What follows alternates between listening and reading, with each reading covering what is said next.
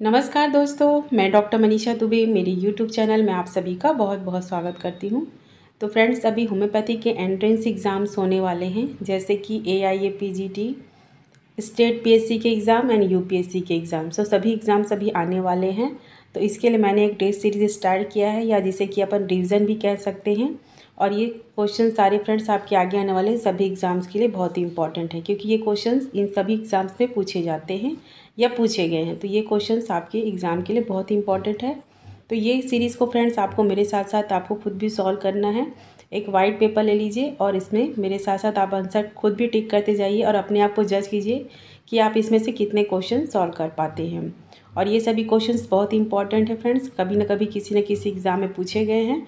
तो मेरे साथ वीडियो के एंड तक ज़रूर बने रहिए। तो चलिए देरी ना करते हुए आज का वीडियो अपन स्टार्ट करते हैं।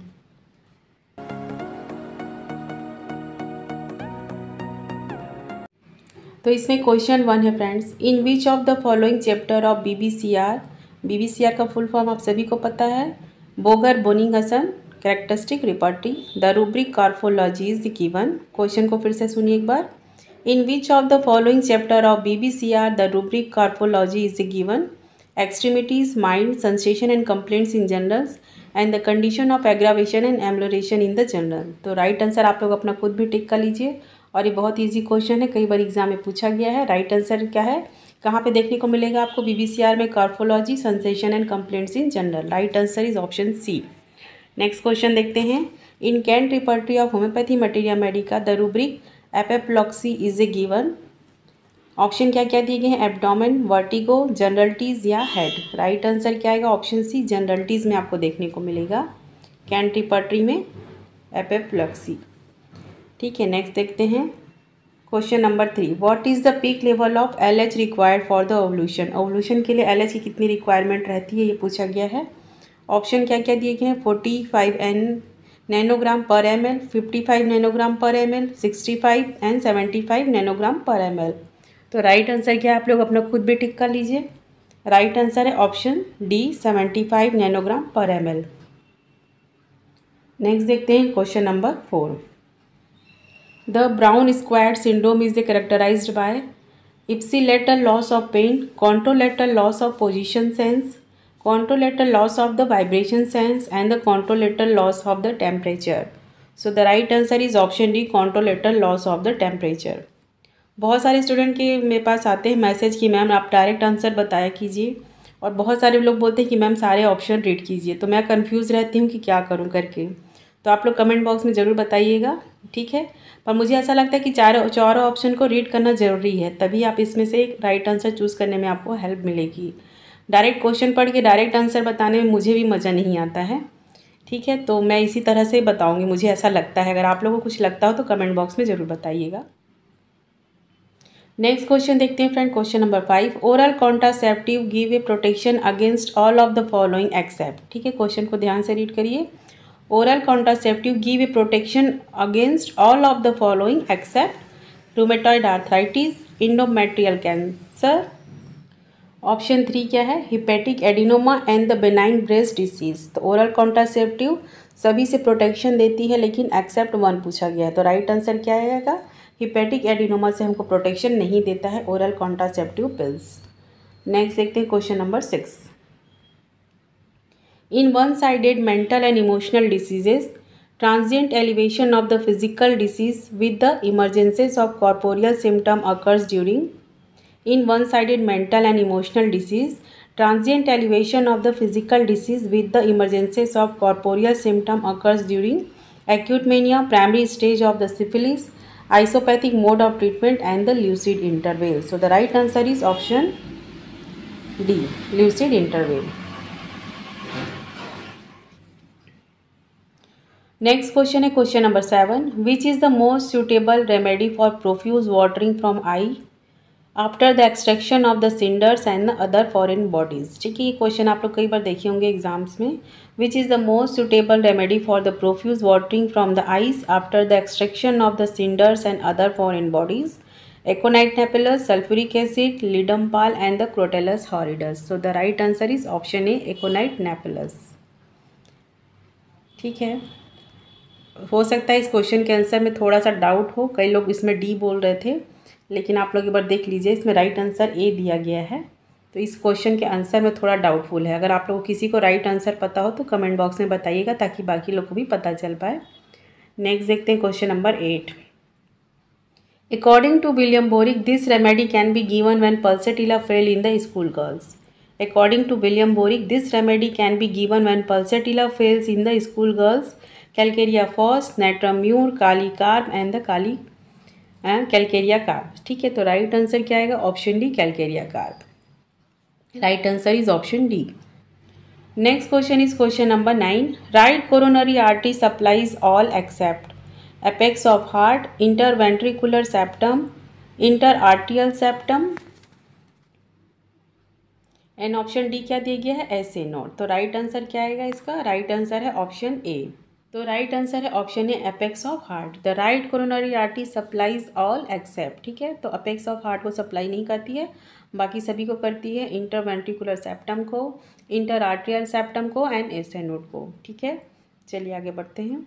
नेक्स्ट क्वेश्चन देखते हैं friend, question number 10। Disinfection of urine is an example of pre current disinfection, terminal disinfection, concurrent disinfection and the sterilisation. तो इसमें right answer option A, pre current disinfection दिया है, और कई बुक्स में इसका राइट आंसर ऑप्शन सी दिए गया है। तो इसमें भी थोड़ा सा डाउटफुल है, मैं इसमें श्योरली नहीं हूँ आप लोग को आंसर राइट बताने के लिए, तो आप लोग मुझे करेक्ट आंसर बताइएगा। ठीक है, तो यह क्वेश्चन आप लोग के लिए छोड़ती हूँ मैं, और आप लोग मेरे साथ साथ कर रहे हैं कि नहीं क्वेश्चंस को, तो साथ साथ ज़रूर कीजिए, ताकि आप लोग की प्रैक्टिस होती जाएगी। और आगे देखते हैं next question, question number 11। Mother tincture are prepare by using a which type of alcohol. किस टाइप का एल्कोहल यूज़ करते हैं मदर टिंचर प्रिपेयर करने के लिए? Absolute alcohol, strong alcohol, rectified spirit 40 OP and the rectified spirit 60 OP. So the right answer is option B, strong alcohol का उपयोग किया जाता है मदर टिंचर प्रिपेयर करने के लिए। नेक्स्ट क्वेश्चन देखते हैं अपन, क्वेश्चन नंबर 12। क्लियर दिख रहा है आप लोग को? The most frequently encountered neoplasm of the anterior mediastinum is the adultis. The most frequently encountered neoplasm of the anterior mediastinum is the adultis, lymphoma, mediastinal granuloma, thioma and the germ cell tumor. तो right answer क्या आएगा इसका? Option C, thymoma, thymoma. ठीक है, right answer is option 3। Next देखते हैं question number 13। इसमें क्या बोल रहे हैं? A severely anaemic patient complain of paralysis of the extensor of the forearm and the progressive emaciation. Patient has a fear of being assignated. There is a distinct blue line observed along the margin of the gum with obstinate constipation and the abdominal colic. Which is the most suitable remedy? तो ये question बहुत easy है। Being assignated, ठीक है, और blue line observed along the margin of the gum, तो ये आप लोग पढ़े होंगे किसी न किसी मेडिसिन में, आप लोग को थोड़ा बहुत याद होगा इसके सिम्टम। ठीक है, साथ ही साथ ऑब्स्टिनेट कॉन्स्टिपेशन देखने को मिल रहा है पेशेंट में, तो ये कौन सी मेडिसिन होगी इसके लिए पूछा गया है। ठीक है, severely anaemic patient complain of paralysis of the extensor of the forearm and the progressive emaciation. Patient has a fear of being assassinated. There is a distinct blue line observe along the margin of the gum and the obstinate constipation and the abdominal colic. Which is the most suitable remedy पूछा गया है। तो option क्या क्या दिए गए? Alumina, plumbum met, platina and the argentum metallicum. तो right answer क्या आएगा इसका? Plumbum met. Right answer is option B. Next question है question number 14। All are the feature of COPD except smoker cough, dyspnoea, haemoptysis and the clubbing of nail. तो COPD में सभी feature दिखाई देते हैं, एक्सेप्ट पूछा गया है, तो राइट आंसर क्या है? क्लबिंग ऑफ नेल्स इसमें दिखाई नहीं देता है। नेक्स्ट देखते हैं question number 15। Fetal pole and cardiac activity can be detected by the transvaginal sonography by fetal pole and cardiac activity can be detected by transvaginal sonography by the 6th week of pregnancy, 7th week, 10th week या 12th week। तो right answer क्या आएगा इसका? Option है 6th week of pregnancy में हमको देखने को मिलता है। नेक्स्ट देखते हैं क्वेश्चन नंबर 16। ठीक है, ये क्वेश्चन भी बहुत ही कॉमन है, हर बार पूछा जाता है। Muscae volitans is the found in the which chapter of the Canterbury? Mind, vision, eye and generalities। तो राइट आंसर क्या आएगा? आपको ये विजन में देखने को मिलेगा। नेक्स्ट देखते हैं question number 17। Apoptosis is a reversible cell death या cell injury, irreversible cell injury या प्रोग्राम्ड सेल डेथ है या डियरिंग सेल मेटाबॉलिज्म। तो राइट आंसर क्या आएगा इसका? Programmed cell death. ठीक है, right answer is option C. Next question है question number 18। During which action of medicine does homoeopathy aggravation take place? Primary action, secondary action, and option 3 क्या दिया गया है? Alternating action and tertiary action. ठीक है,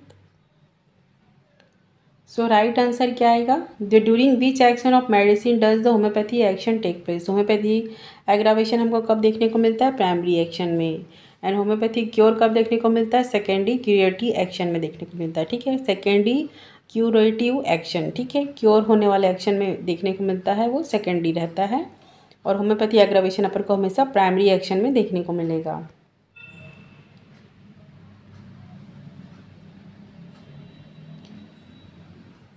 next question क्या है friend? Question number 19। Which among the following is a not the feature of fracture of the neck of femur? ठीक है, क्वेश्चन को फिर से देखते हैं एक बार। Which among the following is a not the feature of fracture of neck of femur? Internal rotation of the leg, shortening of the leg, tenderness in the groin and the active straight leg raising not possible. तो right answer क्या आएगा? Option A, internal rotation of the leg. Next देखते हैं question number 20। Natural history of disease is the best establish by? Natural history of disease is a best establish by descriptive epidemiology, cohort studies, case control studies and the ecological studies. ठीक है, ये PSM से question पूछा गया है। तो right answer क्या आएगा? Natural history of disease is a best establish by cohort study. Right answer is option B. Next देखते हैं question number 21। In which of the following Kent observation is antidotal relationship of remedies? ठीक है, तो cantt के observation 12 observation आप लोग को अच्छे से याद होना चाहिए, तभी आप लोग इसके क्वेश्चंस को सॉल्व कर पाएंगे। ठीक है, तो क्वेश्चन उसके 12 ऑब्जर्वेशन को आप लोग बहुत अच्छे से याद कर लीजिए और समझ भी लीजिए। कई बार उसमें से क्वेश्चन भी घुमा करके पूछा जाता है, तो उस चीज़ को आप लोग अच्छे से समझ चुके रहेंगे तो आप इस सारे क्वेश्चन को इसके सॉल्व कर पाएंगे। तो क्वेश्चन इसमें क्या पूछा गया है? In which of the following Kent observation is the best antidotal relationship of remedies? First, third, 9th या 11th? तो कौन सा ऑब्जर्वेशन है कैंट का जिसमें कि एंटीडोटल किया जाता है? तो राइट आंसर आप सभी को पता है, ऑप्शन ए। ठीक है, right answer is option A, first observation में एंटीडोट किया जाता है। नेक्स्ट क्या है? Which of the following structure does not pierce the sclera? Which of the following structure does not pierce the sclera? Optic nerve, optic artery, ciliary nerve and choroid vein. तो right answer क्या है इसका? Option B, optic artery. Next देखते हैं question number 23।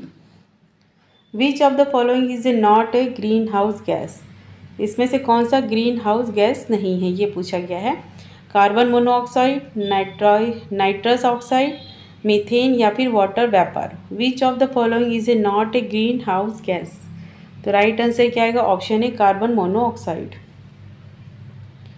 Next देखते हैं question number 24। Clear दिख रहा है आप लोग को? ठीक है, देखते हैं, चलिए। What amount of reduce haemoglobin in blood causes A cyanosis? What amount of reduced hemoglobin in blood causes a cyanosis? Between 1 to 2 gram %, between 2 to 3 gram %, 3 to 4 ग्राम या 5 ग्राम? तो राइट आंसर क्या आएगा? ऑप्शन डी, 5 ग्राम। ठीक है, आप लोग अपना answer भी टिक करते जाइए और देखते जाइए कितने क्वेश्चंस इसमें से आप लोग सॉल्व कर पा रहे हैं। ठीक है, इसमें टोटल 50 क्वेश्चंस हैं। अभी नेक्स्ट 50 क्वेश्चन को अपन नेक्स्ट वीडियो में कंप्लीट करेंगे। नेक्स्ट क्वेश्चन क्या है? 25। The most common viral causes of gastritis is H pylori, cytomegalovirus, hepatitis A and the enterovirus. The most common viral causes of gastritis is, ठीक है, gastritis most common viral किसकी वजह से होता है? तो वो है cytomegalovirus. Right answer is option B. Next देखते हैं question number 26। Sleep with one leg drawn up and other is the stretched out. This position is a sleep seen in which remedy? ठीक है, फिर से देखते हैं एक बार। sleeps with one leg drawn up and other is stretched out and this position of sleep is seen in which remedy। तो इस तरह के सोने की पोजीशन को आप किस रेमेडी में देखने को मिलेंगे, मतलब एक पैर आपका नीचे लटकता हुआ रहेगा और एक पैर आपका स्ट्रेट रहेगा। तो इस पोजीशन में कौन सी मेडिसिन या रेमेडी है, ये हमको सिम्टम किस मेडिसिन में देखने को मिलेगा। तो क्या कौन कौन से ऑप्शन दिए गए हैं, rhododendron, platina, stannum met and the pulsatilla. तो राइट आंसर क्या आएगा, ऑप्शन सी, हमको स्टैंडम मैट में ये सिम्टम देखने को मिलेगा। तो नेक्स्ट क्वेश्चन देखते हैं, question number 27। Which of the following branch of pharmacy deals with the repetition of dose. ठीक है, फार्मेकोपोलॉक्सी, फार्मेकोगोनोजी, फार्मेकोपैरेक्सी एंड द फार्मेकोनॉमी। तो किस ब्रांच में अपन को देखने को मिलेगा, with the deals with the repetition of dose. तो राइट आंसर क्या आएगा, ऑप्शन ए, फार्मेकोपोलॉक्सी में देखने को मिलेगा रिपीटिशन ऑफ डोज। नेक्स्ट देखते हैं question number 28। Which of the following condition occurs during the secondary action. Which of the following condition occurs during the secondary action, stupefied sleep cause by the opium, person heated after the violent exercise, sluggishness and the drowsiness after use of strong coffee, and option D, heat produced by the drinking a wine. So the right answer is option C, sluggishness and the drowsiness after use of strong coffee. ठीक है, the following condition occurs during the secondary action, sluggishness and the drowsiness after using of the strong coffee. Next question है friend, question number 29। Who among the following perceived the law of similars prior to the discovery of homeopathy? Who among the following perceived the law of similars prior to discovery of homeopathy? Stahel, Sydenham, Morgagni and the Procastoro. So the right answer is क्या आएगा, option A, Stahel। Next question देखते हैं, question number 30। In which subsection of the Boenninghausen therapeutic pocket book the rubric qualimousness is a given, hunger and thirst, mouth and fauces, nausea and vomiting and eructation। तो ये question तो आप लोग बहुत सारे questions paper में देखे ही होंगे और अक्सर पूछा जाता है। तो किस में देखने को मिलेगा, आपको नोजिया में देखने को मिलेगा। ठीक है, नेक्स्ट देखते हैं question number 31। Charcot trade seen in cholangitis, acute appendicitis, acute gastritis and the peptic ulcer. तो चारकोट ट्रेड आपको कहाँ पे देखने को मिलेगा, कोलेंजाइटिस में। चारकोट साइन भी होता है, चारकोट ट्रेड भी होता है, तो इसमें कंफ्यूज मत होइएगा। ठीक है, तो चारकोट साइन क्या होता है उसको भी आप लोग रीड कीजिएगा। तो चारकोट ट्रेड अपन को कोलेंजाइटिस में देखने को मिलेगा। नेक्स्ट देखते हैं question number 32। The earliest ECG changes in acute myocardial infarction is, the earliest ECG changes in the acute myocardial infarction is development of the Q wave, diminution in size of R wave, ST segment deviation and the T wave inversion। तो right answer क्या आएगा, आप सभी को पता है, right answer क्या है, ST segment deviation।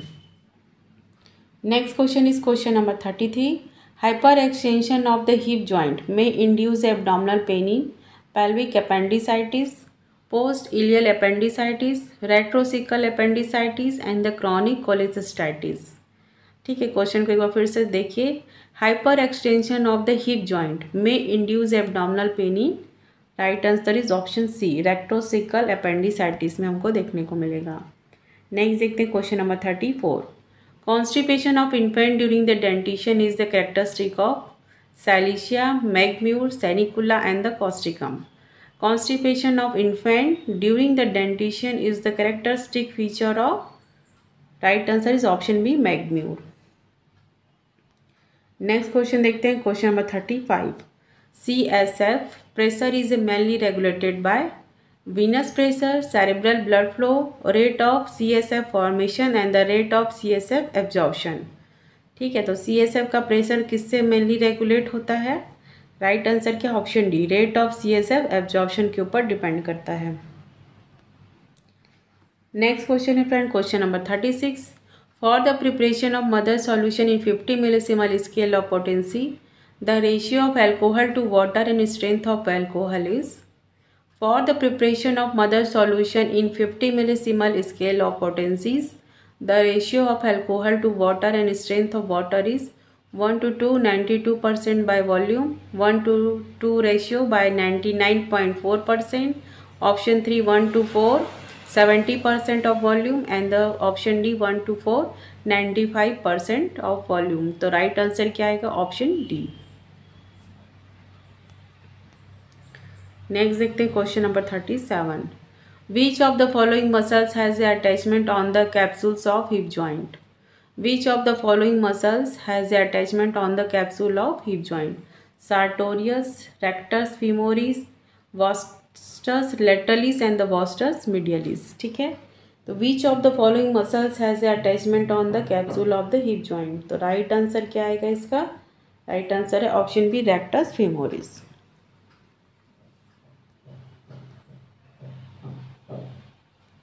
Next question है friend, question number 38। The diagnosis of patient presenting with seizures, mental retardation and the sebaceous adenoma is tuberous sclerosis, hypothyroidism, toxoplasmosis and the neurofibromatosis। ठीक है, question को फिर से देखते हैं अपन।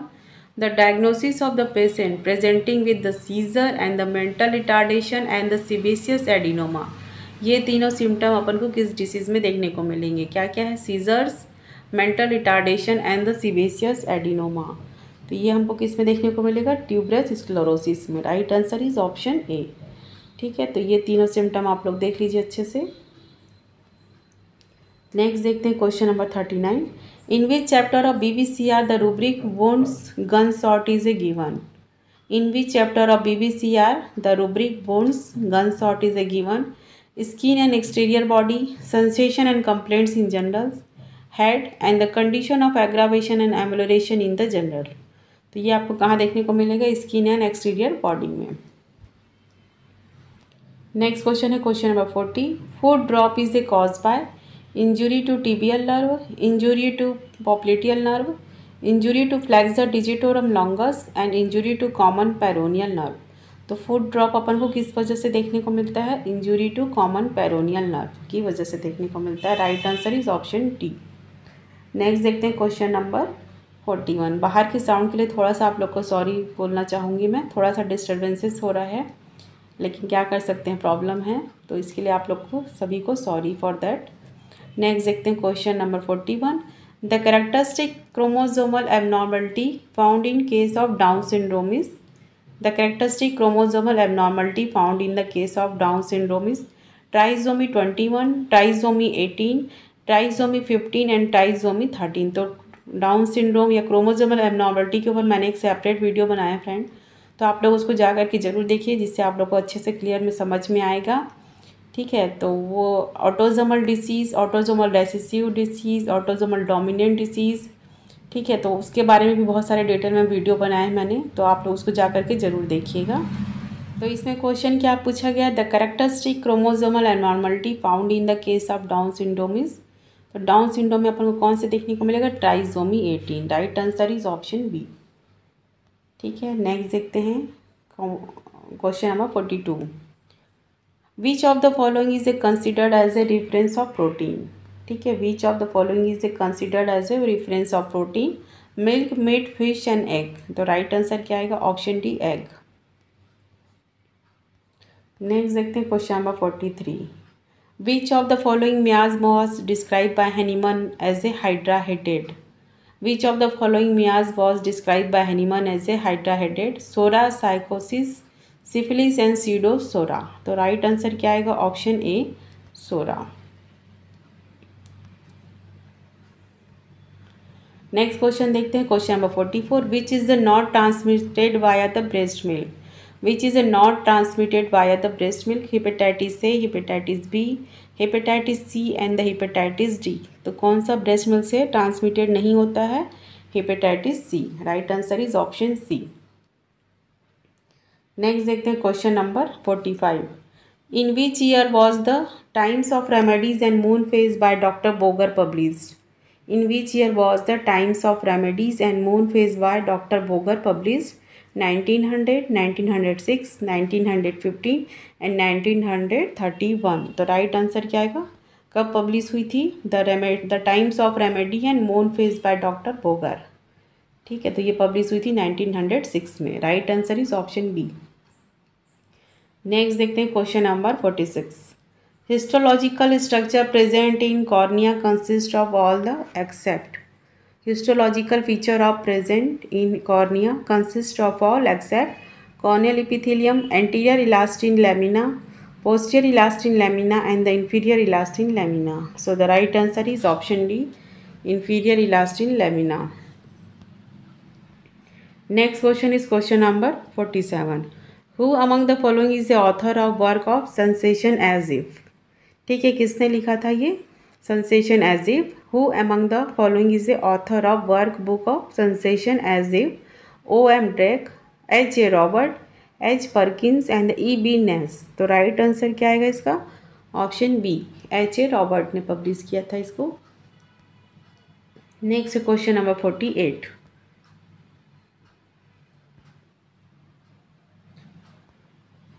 ठीक है, a patient present with the symptom of collapse, extreme coldness and weakness, cold perspiration on forehead was very marked. There is a history of severe vomiting, purging and cramps in extremities. Patient has a thirst for cold water and craving for fruits, juice and cold things. Which among the remedies is indicated? ठीक है, patient के ये सारे symptom दिए गए हैं, आपको इसमें से मेडिसिन चूज़ करनी है। तो उस पेशेंट को क्या क्या सिम्टम है ये अपन देखते हैं। ठीक है, सॉरी फॉर नॉइज़। तो इसमें देखते हैं क्या क्या सिम्टम है इस पेशेंट के। आप लोग ध्यान से सुनिएगा तो आप लोग रेमेडी सिलेक्ट करने में आप लोग को ईजी रहेगा। अ patient present with symptom of collapse, extreme coldness and weakness. ठीक है, extreme coldness and weakness, cold perspiration on forehead was very marked. ठीक है, symptom of collapse, extreme coldness and weakness, cold perspiration on forehead. There is a history of severe vomiting and purging and cramps in extremities.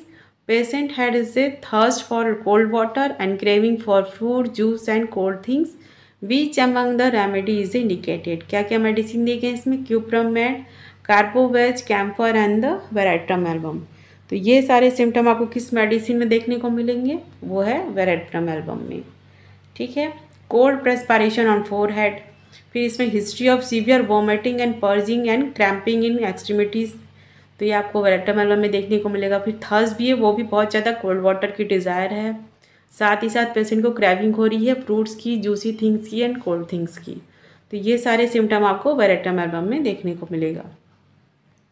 Next देखते हैं question number 49। A 45-year-old woman present with a menorrhagia and dysmenorrhea. Examination revealed on enlarged uterus to about 12 weeks of size, which was soft and tender. The possible diagnosis is, ठीक है, ए 45-year-old woman है, उसको क्या क्या symptom है? उनको menorrhagia and dysmenorrhoea है। Examination reveal an enlarge uterus to about 12 week in size में, यूट्रस इनलार्जमेंट है 12 वीक साइज में है। Which was soft and tender. The possible diagnosis is PID। PID का फुल फॉर्म क्या है? Pelvic inflammatory disease, adenomyosis, endometriosis या uterine fibroid की problem है। साथ ही साथ क्या है? फीमेल को मेनोरेजिया एंड डिसमेनोरिया है। तो इसके लिए क्या है राइट आंसर? इसको क्या हो सकता है? फीमेल को एडिनोमायोसिस की प्रॉब्लम हो सकती है। नेक्स्ट देखते हैं question number 50। Cina follows this remedy well in intermittent fever. Cina follows this remedy well in intermittent fever, ipecac, capsicum, cinchona and the natrum mur. So the right answer is option B. ठीक है, intermittent fever में सीना remedy बहुत अच्छे follow करती है। तो right answer क्या है इसकी? कैप्सिकम को बहुत अच्छे फॉलो करती है। तो आज का वीडियो यहीं पर एंड करती हूँ फ्रेंड्स। आज अपन सिर्फ 50 क्वेश्चन को सॉल्व किए हैं। नेक्स्ट 50 क्वेश्चन को अपन नेक्स्ट वीडियो में कंप्लीट करेंगे। और आप लोग चेक करके देख लीजिए आप लोग 50 में से कितने क्वेश्चन सॉल्व किए हैं। अगर 25 से अबोव है तो आप लोग की तैयारी ऑलमोस्ट थोड़ी सी बेटर है पहले से। अगर आप 25 क्वेश्चन से भी कम किए हैं तो आप लोग को बहुत ज़्यादा मेहनत की ज़रूरत है। और जिन लोगों ने 35 से अबोव किए हैं तो वो लोग बहुत ही ब्रिलियंट हैं। ठीक है, तो इस तरह से आप अपने आप को जज कर सकते हैं और आपको कितनी मेहनत की ज़रूरत है ये भी आप लोग समझ सकते हैं। तो आज का वीडियो यहीं पर एंड करती हूँ फ्रेंड्स। होप करती हूँ ये सारे क्वेश्चंस आपके आगे आने वाले सभी एग्ज़ाम्स के लिए बहुत ही इंपॉर्टेंट होंगे। और अगर आप मेरे साथ ऐसे ही जुड़े रहना चाहते हैं तो प्लीज़ वीडियो को लाइक कीजिए, चैनल को सब्सक्राइब कीजिए, साथ ही साथ बेल आइकन को प्रेस करना ना भूलिए फ्रेंड्स, जिससे आपको आगे आने वाले नेक्स्ट वीडियो के बारे में नोटिफिकेशन मिल पाएगा। तो मिलते हैं नेक्स्ट 50 क्वेश्चन के साथ। तब तक अपना ख्याल रखिए। Take care. Thank you and best of luck.